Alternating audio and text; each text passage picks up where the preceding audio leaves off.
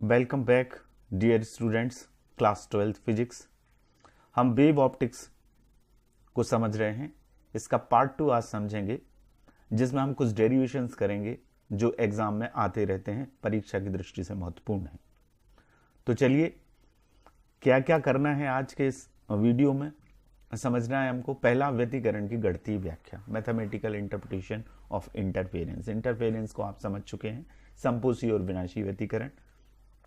इसके लिए आवश्यक प्रतिबंध कैसे निकलते हैं उसी डेरिवेशन में आगे आपको समझाया जाएगा। और खास तौर से एक बहुत ही इंपॉर्टेंट डेरिवेशन जो फ्रिंज की चौड़ाई का व्यंजक है, उसे हम करेंगे। वीडियो को शुरू करने से पहले हम माध्यमिक शिक्षा मंडल द्वारा जारी किए गए ब्लूप्रिंट पर डिस्कस कर लेते हैं।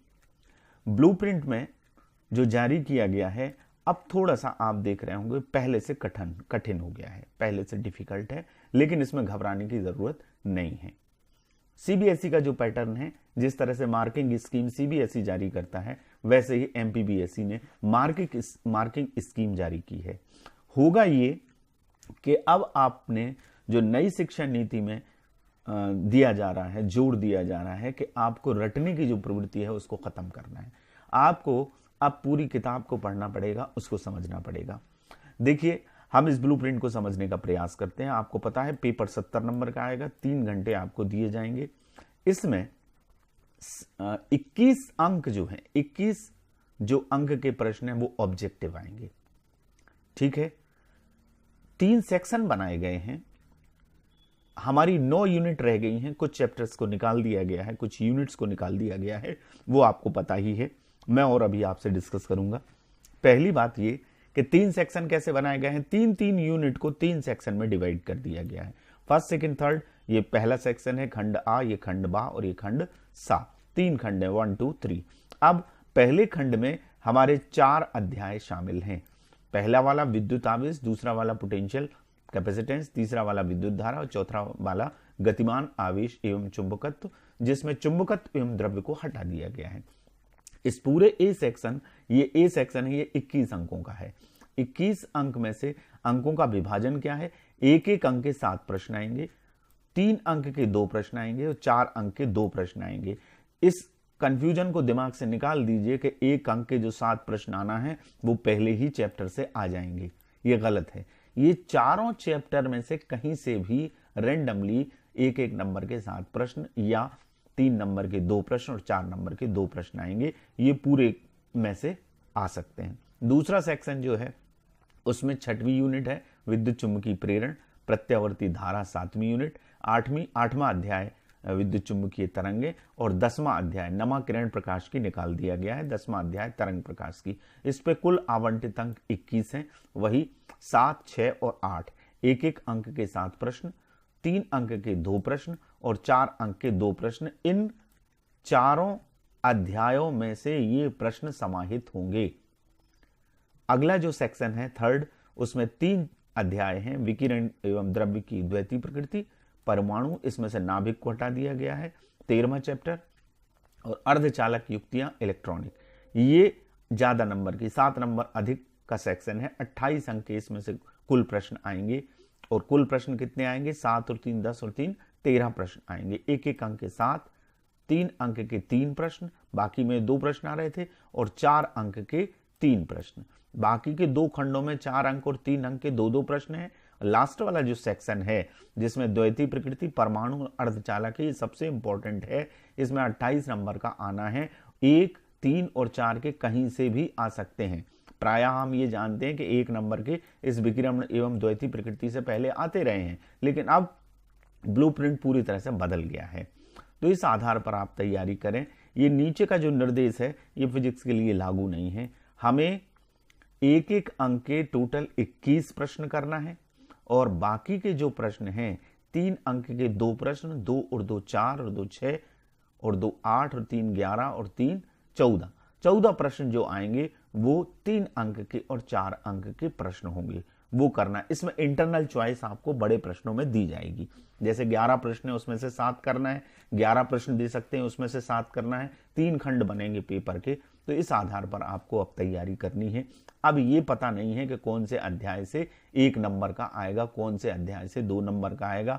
ये तय है कि ये जो 3 सेक्शन बने हुए हैं, इन पूरे में से सेक्शन में जितने अध्याय हैं उनमें से आपसे 1, 3 और 4 अंक के प्रश्न पूछे जाएंगे। इस तरह से आपको तैयारी करनी है। 21 अंक और 28 अंक में ये डिवाइड है। 3 अंक के प्रश्न का जो शब्द संख्या है वो 75 से 100 है।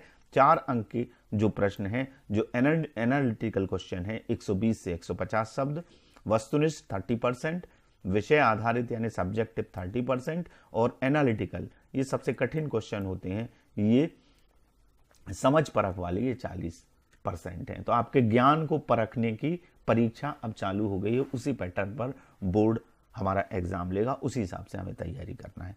अब हम आगे बढ़ते हैं। ब्लूप्रिंट को आपने समझ लिया है। अध्यारोपण का सिद्धांत, चूंकि व्यतिकरण की हमें गणितीय व्याख्या करनी है, आप समझ चुके हैं, हालांकि हम उसको रिवाइज कर लेते हैं। अध्यारोपण सुपर इम्पोजिशन क्या होता है? जब 2 या 2 से अधिक तरंगें किसी माध्यम में चलकर एक दूसरे पर अध्यारोपित होती हैं, तो किसी क्षण पर माध्यम के किसी कण का जो परिणामी विस्थापन होता है वो प्रत्येक तरंगे के कारण उस विस्थापनों के सदिश योग के बराबर होता है। कैसे? वेक्टर y बराबर vector y1 plus vector y2 plus vector y3 plus vector yn। मैं इसलिए इसको रिवाइज करा रहा हूं कि डेरिवेशन में इस अध्यारोपण के सिद्धांत का आप यूज करेंगे। और व्यतिकरण तो आप जानते हैं, उसी की गणितीय व्याख्या हमें करनी है। जब लगभग समान आयाम और समान आवृत्ति की 2 प्रकाश तरंगें एक ही दिशा में गमन करती हैं तो उनके अध्यारोपण से मिलने से परिणामी तरंग बनती है, उसकी इंटेंसिटी में परिवर्तन होता है। इसको क्या कहते हैं? व्यतिकरण कहते हैं। 2 तरह का होता है, समपोषी व्यतिकरण या रचनात्मक व्यतिकरण, कंस्ट्रक्टिव इंटरफेरेंस, दूसरा विनाशी व्यतिकरण, डिस्ट्रक्टिव इंटरफेरेंस। समपोषी व्यतिकरण क्या? रिवाइज कर लेते हैं जल्दी जल्दी से, फिर डेरिवेशन पर आते हैं। जब दोनों तरंगें समान कला में मिलती हैं, यानी शीर्ष पर शीर्ष और गर्त पर गर्त पड़ता है, तो उसको समपोषी व्यतिकरण कहते हैं, क्योंकि तीव्रता बढ़ जाती है, आयाम भी बढ़ जाता है। तीव्रता आयाम के वर्ग के समानुपाती होती है। समपोषी व्यतिकरण में ये देखिए, ये जो है ये पहली तरंग है, ये दूसरी तरंग है, ये वाली डॉटेड लाइन से जो है, इन दोनों के मिलने से जब शीर्ष पर शीर्ष पड़ता है तो ये आयाम कहलाता है। ये कणों का विस्थापन है, ये आयाम बढ़ जाता है, फलस्वरूप तीव्रता बढ़ जाती है। इसको कहते हैं समपोषी या रचनात्मक व्यतिकरण। दूसरा विनाशी व्यतिकरण, जिन बिंदुओं पर दोनों तरंगें विपरीत कला में, विपरीत कला से मतलब क्या? एक तरंग के श्रृंग पर दूसरी तरंग का गर्त पड़े या गर्त पर श्रृंग पड़े, शीर्ष पड़ता है, तो अपोजिट फेस में मिलना कहलाता है। तो प्रकाश की तीव्रता क्या हो जाती है? न्यूनतम हो जाती है, शून्य हो जाती है। इसको कहते हैं डिस्ट्रक्टिव इंटरफेरेंस। एक तरंग ये जा रही है, पहली वाली, ये शीर्ष कहलाता है और ये गर्त कहलाता है। इसको शीर्ष कहते हैं, इसको गर्त कहते हैं, या श्रृंग कहते हैं, श्रृंग और गर्त। और दूसरी तरंग अपोजिट फेस में ये जा रही है, ये, इन दोनों के अध्यारोपण से जो परिणामी तरंग है, ये परिणामी तरंग की दिशा ये है, ये बिल्कुल तीव्रता इसकी कम हो जाती है, आयाम घट गया, तो ये कहलाता है विनाशी व्यतिकरण। इन सबसे हम परिचित हैं, हमने इसको रिवाइज कर लिया। अब हम बात करते हैं व्यतिकरण की गणितीय व्याख्या की। कैसे करेंगे ये डेरिवेशन?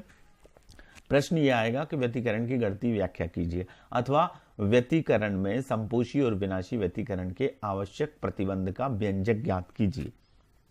तो वो परिणामी आयाम का व्यंजक ज्ञात कीजिए, परिणामी तीव्रता का व्यंजक ज्ञात कीजिए, परिणामी विस्थापन ज्ञात कीजिए, ऐसा आएगा। पूरा ये गणितीय व्याख्या है। तो हम कैसे करेंगे?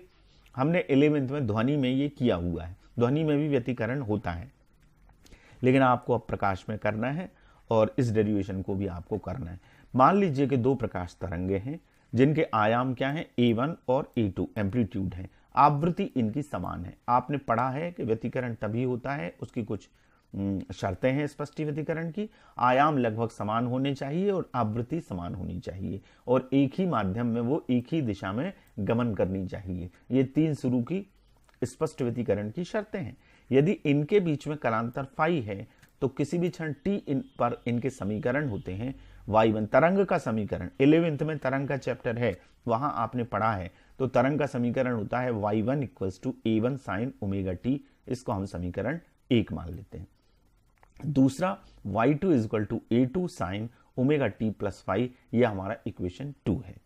अब हम जब ये दोनों तरंगें मिल रही हैं, अध्यारोपित हो रही हैं, तो अध्यारोपण का क्या सिद्धांत है, परिणामी विस्थापन निकालेंगे तो y बराबर होगा y1 प्लस y2। हम केवल परिमाण की बात कर रहे हैं इसलिए एरो इसमें नहीं लगाया। हम परिणामी विस्थापन का जो एक्चुअल सूत्र है वो ये वेक्टर क्वांटिटी है, एरो लगता है। हम केवल परिमाण की बात कर रहे हैं, मैग्नीट्यूड की बात कर रहे हैं, तो y is equal to y1 plus y2। इन दोनों इक्वेशन को हम क्या कर देंगे, जोड़ देंगे। तो हमारे पास इक्वेशन आ जाएगा y equals to a1 sine omega t plus a2 sine omega t plus five. अब यहां पर आप देख रहे हैं sine omega t plus five लिखा हुआ है। साइन ए प्लस बी का फार्मूला होता है, मैथमेटिक्स में आपने पढ़ा है, sine a plus b equals to होता है sine a into cos b plus cos a into sine b. हमने उससे इसे खोल दिया तो हमारे पास ये आ गया sine omega t into cos five sine a into cos b plus cos a into sine b. A की वैल्यू क्या है, ओमेगा टी है, बी की वैल्यू क्या है, फाइव है।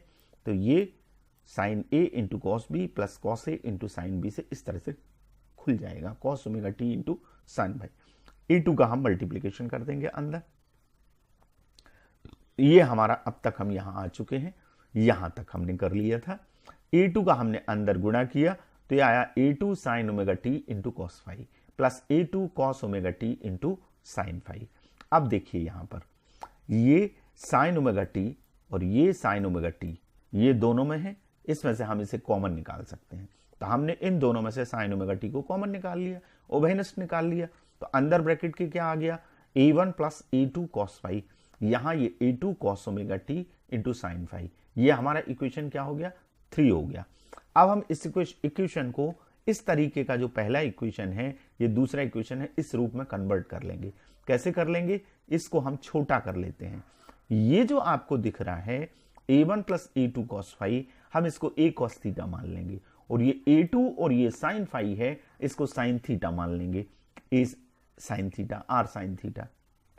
तो इतना हिस्सा जो आपने कॉमन निकालने के बाद ब्रैकेट में दिख रहा है, उसको हमने मान लिया a1 plus a2 cos phi equals to r cos theta, और ये जो हिस्सा है a2 और साइन फाइव, इसको हमने मान लिया r साइन थीटा।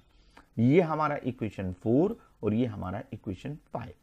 अब 3, 4 और 5 देखिए, यहां जो पूरा लिखा हुआ है इसकी जगह हम लिख देंगे r cos theta, sine omega t into r cos theta आ जाएगा।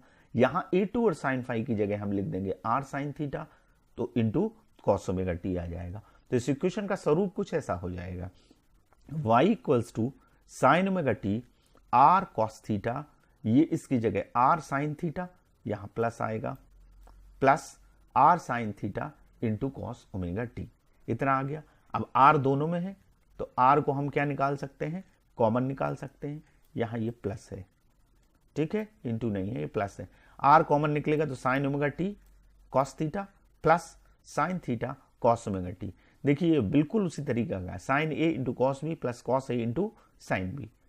इसी तरह का सूत्र आ गया। जो यहां पर इसको खोला था हमने, इसको इस तरह से लिखा था साइन ए प्लस बी के सूत्र से। अब ये इस तरह का लिखा हुआ है, sine a into cos b plus cos a into sine b, तो ये साइन ए प्लस बी के रूप में लिखा जा सकता है। तो नेक्स्ट स्टेप में हम लिख सकते हैं r sine omega t plus ये थीटा। ए की वैल्यू क्या है, ओमेगा टी, और बी की वैल्यू क्या है, थीटा।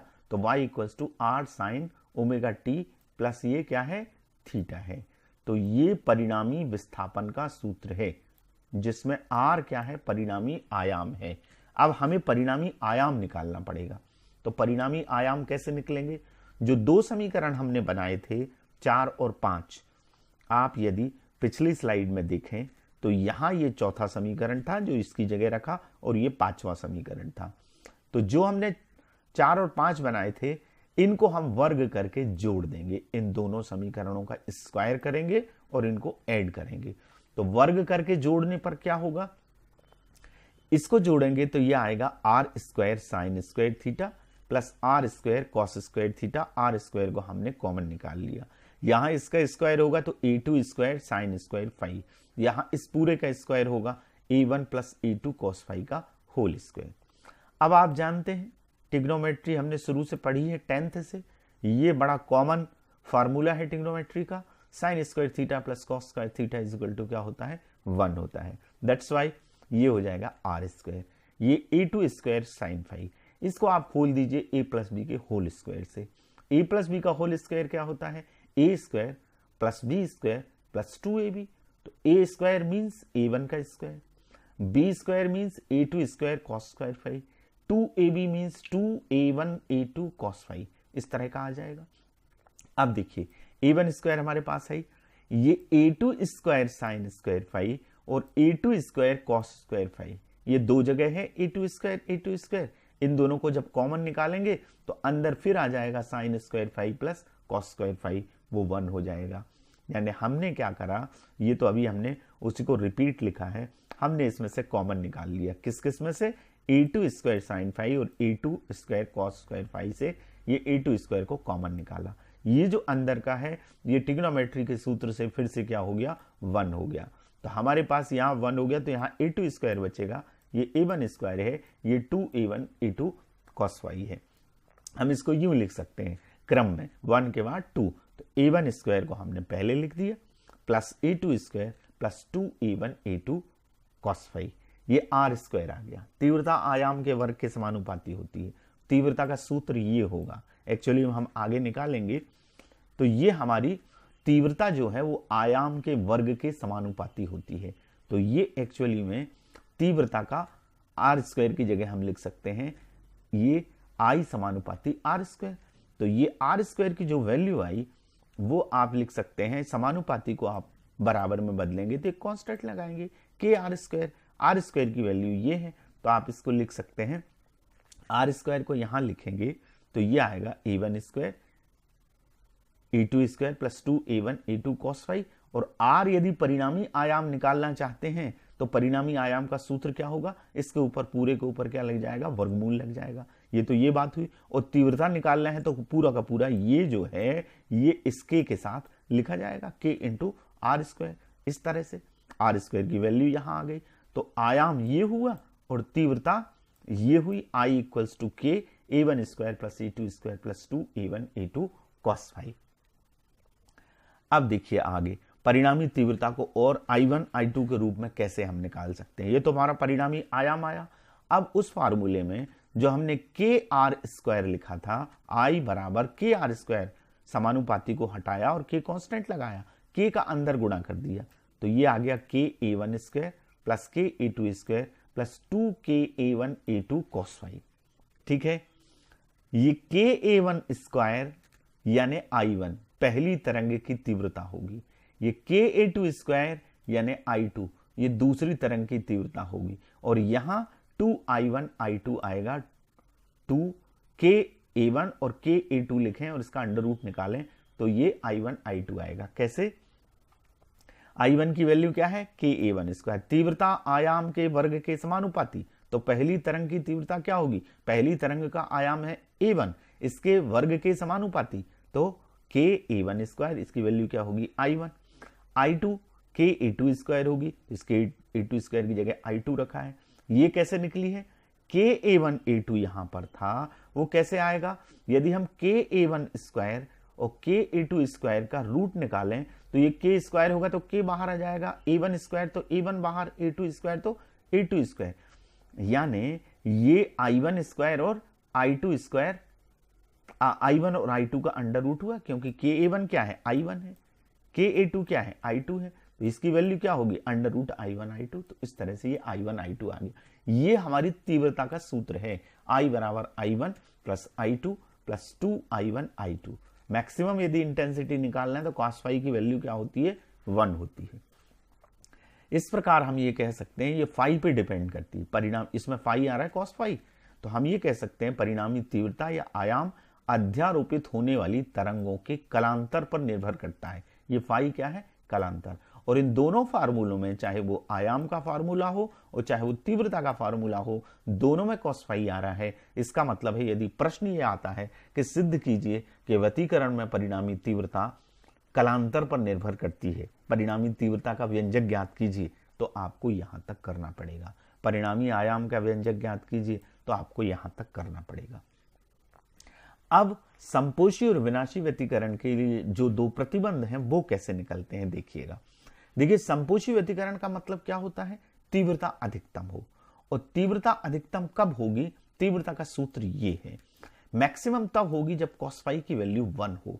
और cos फाई की वैल्यू कब 1 होगी वो हम आपको बताते हैं।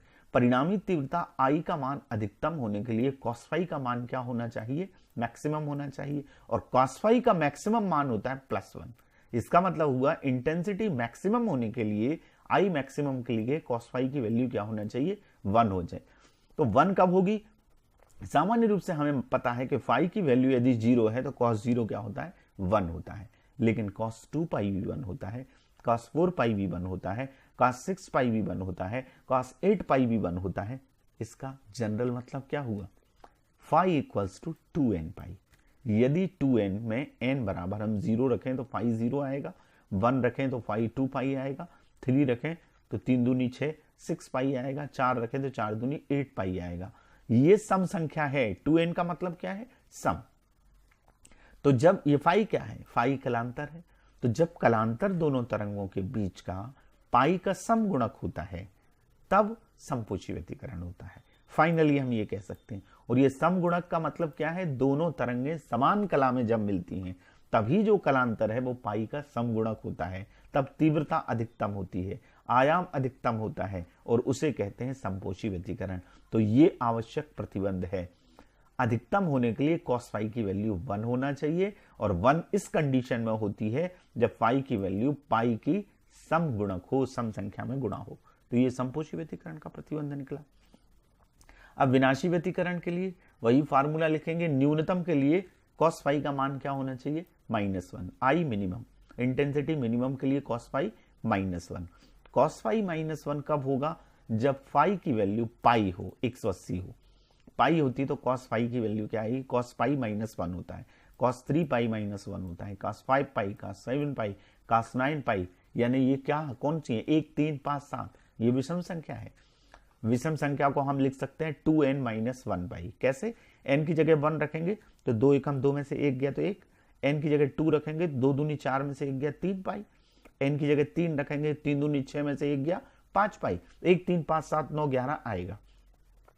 इसका पूरा अर्थ ये है, इसका अल्टीमेटली हम ये कह सकते हैं कि जब कलांतर पाई का विषम गुणक होता है, विषम गुणक कब होता है, जब वो विपरीत कला में मिलते हैं, जब श्रृंग पर गर्त पड़ता है और गर्त पर श्रृंग पड़ता है तो विषम गुणक होता है, तो संपोषी व्यतिकरण होता है। ये दोनों प्रतिबंध है, यहां तक आपको डेरिवेशन को करना है। एक और बात, दोनों तरंगों के बीच में पथांतर और कलांतर के बीच में भी एक पथांतर संबंधी शर्त होती है, वो फ्रिंज की चौड़ाई के डेरिवेशन में आपको यूज करना है। वो क्या है, पथांतर को हम कहते हैं डेल्टा, ये त्रिभुज जैसा बनाते हैं। पथांतर और कलांतर, ये सब ध्वनि में जब आप 11th पढ़ रहे थे तब कलांतर और पथांतर में संबंध आपने समझा है। ये 11th की बात है, जब ध्वनि में व्यतिकरण आप पढ़ रहे थे। अब ये बात अलग है कि हमने 11th में सीरियसली उसको नहीं समझा है, तो बात अलग है। लेकिन एक फार्मूला है, डेल्टा और फाई में संबंध है। वो संबंध क्या है, delta equals to lambda upon 2 pi into phi. Lambda तरंगदैर्घ्य होती है। तो अब पथांतर संबंधी शर्त क्या निकलेगी, अभी आपने पढ़ा संपोषी व्यतिकरण में फाई की वैल्यू 2n पाई होती है। फाई क्या होता है, 2n पाई। तो इस फाई की जगह हम 2n पाई रख दें, तो 2n पाई रखेंगे तो हमें क्या करना है, इस पाई से इस पाई को कैंसिल करना है। 2 से अभी 2 को नहीं करना, क्योंकि 2n मिल रहा है हमें। 2n से हमें शब्दों में हम इसको सही तरीके से, हालांकि आप जानते हैं 2 से 2 काट देंगे n लैम्डा आ जाएगा, वो बात सही है, लेकिन हमें शब्दों में लिखने में आसानी हो जाएगी। 2n को हम सम संख्या कहते हैं। तो 2n में किसका गुणा हो रहा है, λ/2 का संपोषी व्यतिकरण की शर्त में। तो हम ये कह सकते हैं जब दोनों तरंगों के बीच में मार्गांतर, पाथ डिफरेंस, पथांतर λ/2 का समगुणक होता है तो संपोषी व्यतिकरण होता है। λ/2 का समगुणक होगा तो संपोषी व्यतिकरण होगा। इसी तरह से विनाशी व्यतिकरण में फाई की वैल्यू क्या होती है, पाई की विषम गुणक 2n - 1 इंटू पाई। अब इस फार्मूले में फाई की जगह हम ये रख देंगे 2n - 1, तो ये हमारा फार्मूला आ जाएगा delta equals to λ/2 pi into 2n - 1 pi. यहां पाई से पाई को कैंसिल कर दीजिए, तो ये विषम संख्या और ये λ/2 हम ये कह सकते हैं कि delta is equal to 2n-1 λ/2। इसका सीधा सीधा मतलब क्या हुआ कि जब दोनों तरंगों के बीच में पथांतर, मार्गांतर या पाथ डिफरेंस λ/2 का विषम गुणक होता है तो विनाशी व्यतिकरण होता है। दोनों में एक सी चीजें हैं, चाहे कलांतर संबंधी शर्त आप लिखें, पाई का समगुणक होना चाहिए, ये कलांतर संबंधी शर्त है। यहां देखिए पाई का समगुणक होना चाहिए कलांतर, पाई का विषम गुणक होना चाहिए कलांतर, पथांतर में λ/2 का समगुणक, लैम्डा तरंग धैर्य के आधे का समगुणक और ये तरंग धैर्य के आधे का विषम गुणक, ये आपको ध्यान रखना है। तो इस तरह से ये पथांतर और मार्गांतर संबंधी शर्त भी व्यतिकरण की है। आगे बढ़ते हैं, ये चित्र देख के भी आज समझ गए होंगे, ये सबसे इंपॉर्टेंट डेरिवेशन है, फ्रिंज की चौड़ाई का व्यंजक। कई सालों से नहीं पूछा गया है, लेकिन अब चूंकि ब्लूप्रिंट का पैटर्न बदल गया है, कोई भी क्वेश्चन आपसे पूछा जा सकता है, तो हम फ्रिंज की चौड़ाई का व्यंजक निकालेंगे। यंग ने द्विस्लिट प्रयोग किया, कला संबद्ध एक स्लिट से 2 स्लिटें बनाई और पर्दे पर व्यतिकरण प्रतिरूप उत्पन्न किया। उसमें फ्रिंज की चौड़ाई क्या होती है? फ्रिंज की चौड़ाई 2 क्रमागत फ्रिंजों के बीच की दूरी को हम फ्रिंज की चौड़ाई कहते हैं। अब क्रम से जब फ्रिंजें आती हैं तो कैसी आती हैं इस पर्दे पर? एक काली और फिर एक चमकीली, फिर एक काली, फिर एक चमकीली, माने एक ब्राइट फ्रिंज रहेगी दीप्त और दूसरी वाली अगली उसमें क्या रहेगी? डार्क, फिर ब्राइट रहेगी और फिर क्या रहेगी? डार्क। तो दीप्त फ्रिंज और अदीप्त फ्रिंज, फिर दीप्त फ्रिंज और अदीप्त फ्रिंज। तो 2 दीप्त फ्रिंजों के बीच की दूरी को अदीप्त फ्रिंज की चौड़ाई कहते हैं, डार्क की चौड़ाई, और 2 डार्क फ्रिंजों के बीच की दूरी को दीप्त फ्रिंज की चौड़ाई कहते हैं। तो हमें ये दूरी निकालना है, तो देखिए डेरिवेशन को कैसे करते हैं, चलिए समझते हैं। एस क्या है? ये एक वर्णी प्रकाश स्रोत है, एक वर्णी प्रकाश स्रोत से ये प्रकाशित है, ये संकीर्ण स्लिट है। इसके सामने समानांतर 2 स्लिटें बनाई गई हैं। कला संबद्ध स्रोत आपने पढ़ा, ऐसे 2 स्रोत जिनसे निकलने वाली तरंगों की तरंग दैर्घ्य समान होती है, कलांतर नियत होता है या शून्य होता है, समय के साथ नहीं बदलता। वो एक ही स्लिट से 2 स्लिट बना के वो स्रोत प्राप्त किए जा सकते हैं, तभी स्पष्ट व्यतिकरण पर्दे पर मिलता है। ये स्पष्ट व्यतिकरण की शर्तों पर है, इसलिए 2 स्लिटें बनाई गई हैं, S1 और S2। इस S स्लिट के सामने इन S1 और S2 के बीच की दूरी D है। S1 और S2 कला संबद्ध 2 स्लिटें हैं जिनके बीच की दूरी क्या है? D है।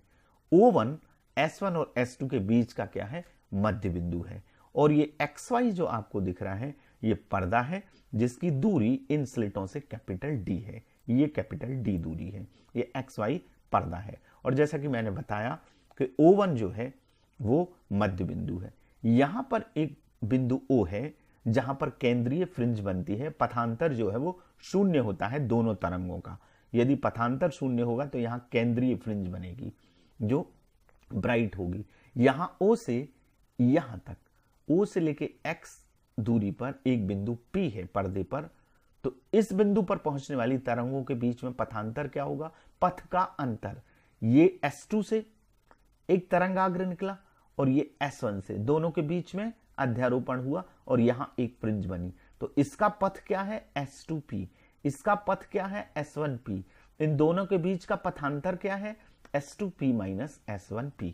ये इनका पथांतर होगा, यही हमें सबसे पहले निकालना है।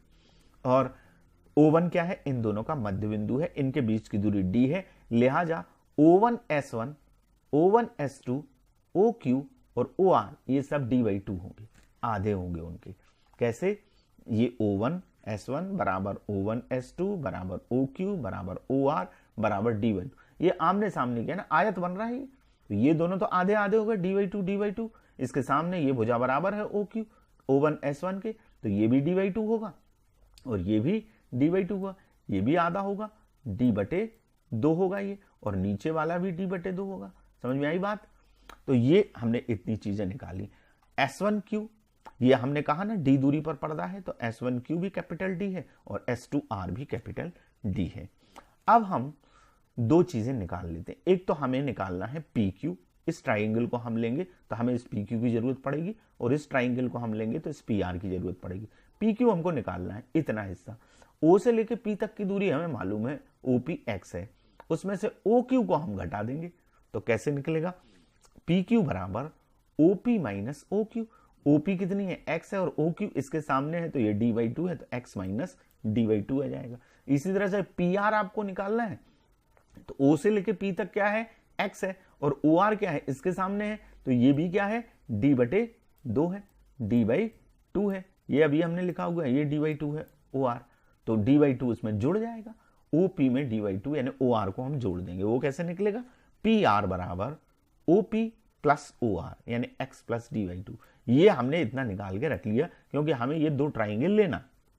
अब हम क्या करेंगे, ये सारी बातें हम लिख लेते हैं यहाँ, पी क्यू की value x minus d by to और पी आर की value x plus d by to. अब हमने एक समकोण त्रिभुज लेना है, ये ऊपर आपको समकोण त्रिभुज लिख रहा है S1PQ, इसमें पाइथागोरस प्रमेय लगाइए। पाइथागोरस प्रमेय क्या कहती है, कर्ण का वर्ग बराबर लंब का वर्ग प्लस आधार का वर्ग।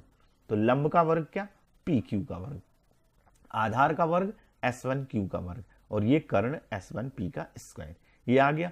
अब PQ की वैल्यू आपको क्या दिख रही है, x minus d by to यहां रख देंगे। S1Q की वैल्यू क्या है, ये D, ये कैपिटल D है यहां, ठीक है, तो कैपिटल D रख देंगे यहां।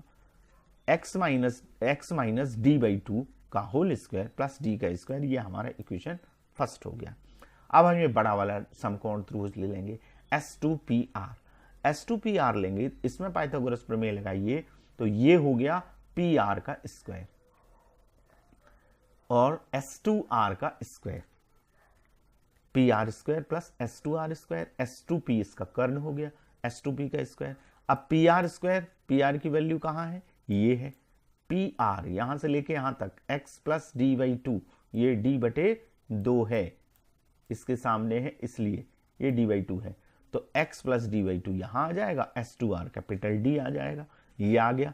x plus d by two का whole square plus d square, ये हमारा इक्वेशन 2 आ गया, ठीक है।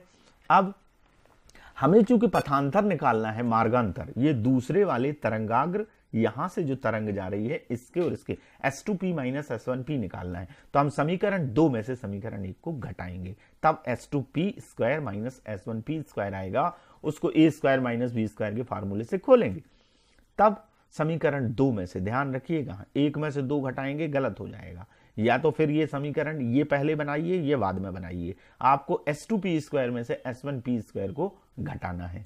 तो आप जब इसको घटाएंगे तो इसमें से ये घटेगा तो ये RHS में से RHS घट जाएगा, तो S2P square minus S1P square, यहां क्या है, x plus d by two का whole square plus d square minus, इसमें हमने बड़ा ब्रैकेट लगा दिया, x minus d by two का whole square plus d square. अब इस माइनस को आप अंदर ले जाइए, माइनस को जब आप अंदर ले जाएंगे तो ये पूरा माइनस हो जाएगा और ये माइनस हो जाएगा, डी स्क्वायर से डी स्क्वायर कैंसिल हो जाएगा। कैसे, ये माइनस अंदर गया तो ये जो ब्रैकेट है इसके बाहर माइनस आया, यहां माइनस आया, तो ये डी स्क्वायर का हो गया, माइनस का हो गया, लिहाजा डी स्क्वायर से ये डी स्क्वायर कैंसिल हो जाएगा इस माइनस का गुणा होने के बाद, तो हमारे पास बचेगा x plus d by two का होल स्क्वायर, ये minus x minus d by two का होल स्क्वायर। आगे चलते हैं, अब देखिए ये आया हमारे पास, अब मैं खोल के ही इसको यहां तक कर दिया है, ये आ गया x plus d by two का whole square minus x minus d by two का होल स्क्वायर। इसको खोल लीजिए a प्लस बी के होल स्क्वायर से, इसे a माइनस बी के होल स्क्वायर से, इसको खोलेंगे तो a स्क्वायर यानी x स्क्वायर प्लस 2ab बीच में आता है तो 2x d by two plus b का स्क्वायर डी स्क्वायर बाई 4, इसका स्क्वायर होगा तो डी स्क्वायर बाई 4 आएगा, माइनस ये बड़ा ब्रैकेट अभी लगा दीजिए, a का स्क्वायर x स्क्वायर, फिर 2ab बीच में आता है माइनस का, तो माइनस 2, a की वैल्यू x, b की वैल्यू d बाई टू और b का स्क्वायर d स्क्वायर बाई 4। अब देखिए यहां से ये 2 से 2 कैंसिल होगा, ये माइनस अंदर जाएगा, ये 2 से 2 कैंसिल होगा, ये माइनस अंदर गया तो ये एक्स स्क्वायर माइनस का हो गया और ये माइनस का हो गया, और ये एक्स डी यहां बचा और एक्स डी यहां बचा। अब देखिए क्या क्या कैंसिल हो रहा है, इस एक्स स्क्वायर से ये एक्स स्क्वायर कैंसिल हो जाएगा, ये प्लस का और ये माइनस का, ये डी स्क्वायर बाई 4 प्लस का और ये डी स्क्वायर बाई 4 माइनस का, x D plus x D, ये क्या आएगा 2xd, 2xd आ गया। अब इसको आप खोल दीजिए, आप जानते हैं ए स्क्वायर माइनस बी स्क्वायर होता है ए प्लस बी और ए माइनस बी। ये खुल गया ए प्लस बी और ए माइनस बी, ठीक है, 2xd आ गया। अब देखिए S2p माइनस S1p, ये मार्गांतर है S2p में से S1p। बार बार मैं कह रहा हूं मार्गांतर क्या निकालना है अपने को, S2p में से S1p को घटाना। तो इसको छोड़ के इसको नीचे ले आइए। यहां S2p और S1p यदि इसको सीधा करके देखा जाए तो S2p जरा सा बाहर जाएगा, S1p जरा सा पर्दे के अंदर रहेगा। हम ये मान सकते हैं कि इन दोनों का टोटल अप्रोक्सीमेट इस d के बराबर आएगा, d प्लस डी के, यानी ये लगभग d के बराबर है इन दोनों की दूरियां S2p और S1p। तो ये approximate equal to d plus d होगा, मतलब 2d होगा। तो इसकी जगह हम 2d रख सकते हैं। तो हमारे पास आ जाएगा ये S2p माइनस S1p बराबर 2xd अपॉन 2d। इस 2 से इस 2 को कैंसिल कर दीजिए। कैंसिल करेंगे तो ये क्या कहला रहा है, मार्गांतर कहला रहा है, पथांतर। तो पथांतर को हम क्या कहते हैं, डेल्टा। ये हमारा आ गया मार्गांतर दोनों तरंगों के बीच में, xd अपॉन डी। डी दोनों स्लिटों के बीच की दूरी और डी कला संबद्ध स्रोतों से पर्दे की दूरी। ये हमारा मान लीजिए इक्वेशन 4 है। अब हम इसी को आगे बढ़ाएंगे फ्रिंज की चौड़ाई में। ये डेल्टा हमको लाना था दो त्रिभुजों में, समकोण त्रिभुज में पाइथागोरस प्रमेय लगा के, और S1Q प्लस S2R S1P और S2P के टोटल को 2D रख के हमने ये निकाल लिया, ठीक है। अब आगे बढ़ते हैं। दीप्त फ्रिंज, हमने पथांतर संबंधी शर्त अभी पढ़ी है। अधिकतम तीव्रता के लिए यानी संपोषी व्यतिकरण के लिए मार्गांतर लैम्डा बटे 2 का क्या होता है, समगुणक, यानी 2n लैम्डा बाई 2 होता है। ये सूत्र होता है। अब यहां 2 से 2 आप कैंसिल कर दीजिए, यानी n लैम्डा होता है। ये समीकरण 4 हो गया जो हम अपने कैलकुलेशन से पथांतर लाए। ये पथांतर इससे पहले कलांतर और पथांतर के बीच के संबंध से लाए n लैम्डा। इन दोनों को बराबर कर दीजिए। ये डिस्टेंस x फाइंड आउट करना है, तभी फ्रिंज की चौड़ाई निकलेगी। ये दोनों बराबर हो जाएंगे, xd upon d equals to n lambda. अब x आपको निकालना है तो इस कैपिटल D को तिर्यक गुणा करिए और स्मॉल d को नीचे ले आइए, यानी कुल मिलाकर पक्षांतर कर दीजिए। तो n lambda capital D upon small d, ये हमारा इक्वेशन 6 आ गया। ये x क्या है, ये केंद्रीय फ्रिंज से इस फ्रिंज की दूरी, ठीक है। अब n बराबर यदि इसमें 0 रखा जाता है तो x बराबर लैम्डा d अपॉन डी आता है। केंद्रीय फ्रिंज की स्थिति इससे प्राप्त होती है, इसको शून्य क्रम फ्रिंज कहते हैं। अब यदि इसमें n बराबर 1 रखें, 2 रखें या 3 रखें, तो 1 रखेंगे तो प्रथम, 2 रखेंगे तो द्वितीय, 3 रखेंगे तो तृतीय, सारी दीप्त फ्रिंजों की स्थितियां हमें प्राप्त हो जाएंगी। यहाँ केंद्रीय फ्रिंज से ये दूरी क्या आई, ये दीप्त फ्रिंज की दूरी आई। दीप्त फ्रिंज निकाल रहे हैं क्योंकि हमने लैम्डा का मान सम गुणक रखा है। यदि आप विषम गुणक रखते तो अदीप्त फ्रिंज की स्थिति प्राप्त होती। तो x की वैल्यू हमें मिल गई। अब अदीप्त फ्रिंज के लिए x की वैल्यू क्या निकालेंगे, पथांतर लैम्डा बाई 2 का क्या होता है, विषम गुणक होता है। विषम संख्या 2n-1 लैम्डा बाई 2, इन दोनों को बराबर करिए और x निकालिए। वही पक्षांतर करिए, इन दोनों को बराबर किया, कैपिटल D का गुणा किया, d नीचे आ गया, 2d नीचे आ जाए, 2n-1 lambda d upon 2d equation 8 आ गया। अब इसमें भी n बराबर 1, 2, 3 रखना है, तो प्रथम, द्वितीय और तृतीय अदीप्त फ्रिंज प्राप्त होगी। इससे अदीप्त फ्रिंज की स्थिति प्राप्त हो जाएगी। अब हमें फ्रिंज की चौड़ाई निकालना है। आपने देखा x बराबर जो अधिकतम तीव्रता के लिए संपोषी व्यतिकरण के लिए आया n lambda d by D.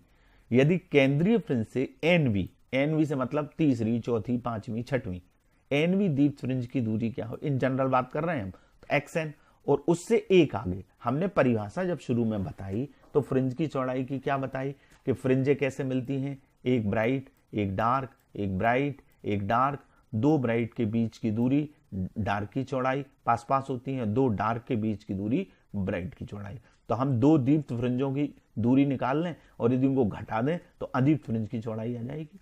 तो ये क्रमागत माने क्रम से आने वाली। यदि हम पांचवी ले रहे हैं तो अगली क्या होगी, छठवीं। तो पांचवी को यदि हम xn मानते हैं तो छठवीं कैसे आएगी, एक जोड़ना पड़ेगा n में। तो इन जनरल यदि nवीं दीप्त फ्रिंज की दूरी xn है और n+1वीं दीप्त फ्रिंज की दूरी xn+1 है, तो xn की वैल्यू तो यही रहेगी n lambda d upon D, और n+1 इस n की जगह क्या आ जाएगा, n+1। अब इस 10वें इक्वेशन में से नवें को, यानी मान लीजिए ये 11वीं है और ये 10वीं है दीप्त फ्रिंज की दूरी, तो 11वीं में से 10वीं दीप्त फ्रिंज की दूरी घटाएंगे तो इनके बीच की अदीप्त फ्रिंज की चौड़ाई आ जाएगी। तो हम xn+1 में से xn को घटा देंगे, तो दो क्रमागत दीप्त फ्रिंजों के बीच की दूरी यानी अदीप्त फ्रिंज की चौड़ाई आएगी xn+1 माइनस, यानी 10वें इक्वेशन में से 9वें इक्वेशन को हम रेंडमली हमने इसमें इक्वेशन दे दिए, नंबर दे दिए। आप चाहें तो नंबर ना भी दें तो कोई दिक्कत नहीं है। xn+1 में से यानी इस इक्वेशन में से इस इक्वेशन को माइनस करना है, तो n+1 lambda D by D में से n lambda d upon D घट जाएगा। लैम्डा डी बाई डी और लैम्डा डी अपॉन डी को आप कॉमन निकाल लीजिए, गुणा करके भी आप कर सकते हैं। कॉमन जब इसको निकालेंगे तो अंदर आएगा n+1 और यहां आएगा -n। इस n से ये n कैंसिल हो जाएगा, 1 का गुणा होगा, यही का ही आएगा β1। तो अदीप्त फ्रिंज की चौड़ाई आई हमारे पास लैम्डा डी अपॉन डी। ठीक है, अब दीप्त फ्रिंज की कैसे निकालेंगे? अदीप्त फ्रिंज की जो दूरी होती है उसको घटा देंगे। अदीप्त फ्रिंज के लिए क्या है? x बराबर है 2n-1 lambda d upon 2d। तो n भी अभी दीप्त फ्रिंज निकाली थी, अदीप्त फ्रिंज की दूरी xn हो और n+1 की xn+1 हो। आप इसके आगे इसी प्रकार भी कर सकते हो, अदीप्त फ्रिंज की चौड़ाई भी बीटा बराबर लैम्डा डी अपॉन डी आएगी, तो इसी प्रकार लिख के अदीप्त फ्रिंज की चौड़ाई β2 बराबर लैम्डा डी अपॉन डी लिख के आप डेरिवेशन को खत्म कर सकते हैं। लेकिन हमें यदि निकालना है तो ऐसे निकालेंगे xn+1, तो xn की वैल्यू तो यही की ही रहेगी। n+1 जब निकालेंगे तो n की जगह क्या रख देंगे? इस n की जगह n+1, तो 2n+1 -1, तो ये हो जाएगा 2n+2 -1, 2 में से 1 गया तो यहां प्लस आ जाएगा। 2n+1 कैसे आया? 2n+2 -1, 2 में से 1 माइनस हुआ तो प्लस का 1 आएगा, तो 2n+1 lambda D by D. अब इसमें से इसको घटा देंगे, दो क्रमागत अदीप्त फ्रिंजों के बीच की दूरी, इसका मतलब क्या? दीप्त फ्रिंज की चौड़ाई। तो xn+1 माइनस xn, इस इक्वेशन में से ये इक्वेशन घटेगा, तो 2n+1 lambda d upon 2d minus 2n-1 lambda d upon 2d। Lambda d upon 2d को कॉमन ले लीजिए, ये β2 कहलाएगी, वो β1 मानी थी हमने। यहां क्या बचा? 2n+1। यहां क्या बचा? माइनस 2n-1, माइनस अंदर गुणा होगा तो ये -1 का हो जाएगा प्लस का, ये 2n से ये 2n कैंसिल हो गया, 1 + 1 2 और ये 2 से 2 कैंसिल हो जाएगा, ये 1 + 1 क्या हो जाएगा? 2, और इस 2 से नीचे वाले ऊपर वाले 2 से ये नीचे वाले 2 कैंसिल होगा, तो लैम्डा डी बाई डी, तो β2 बराबर आ गया lambda D by do, lambda capital D by D upon d. तो आपने देखा दोनों में उत्तर आया lambda capital D upon D. इसका मतलब है कि दीप्त और अदीप्त फ्रिंज की चौड़ाई आपस में बराबर होती है। तो फ्रिंज की चौड़ाई का व्यंजक क्या हुआ? Beta equals to lambda d upon d. तो इस तरह से डियर स्टूडेंट्स, आज हमने व्यतिकरण की गणितीय व्याख्या की, ब्लूप्रिंट को भी समझा जो नया आया है, और फ्रिंज की चौड़ाई का महत्वपूर्ण व्यंजक किया। अब आप अपना दोहराइएगा और एग्जाम नज़दीक है, पूरा आपको पढ़ना है। फिजिक्स की जो बुक है आपके पास, उसके एक एक शब्द को समझने का प्रयास करिएगा, समय कम है और पढ़ना आपको ज़्यादा है। कोशिश मेरी ये रहेगी कि अभी मैं और आपको समझाने का प्रयास करूं, आगे और जो चैप्टर्स हैं उनकी वीडियो आपके समक्ष लेके आऊं। तब तक आप देखते रहिएगा। Thank you very much.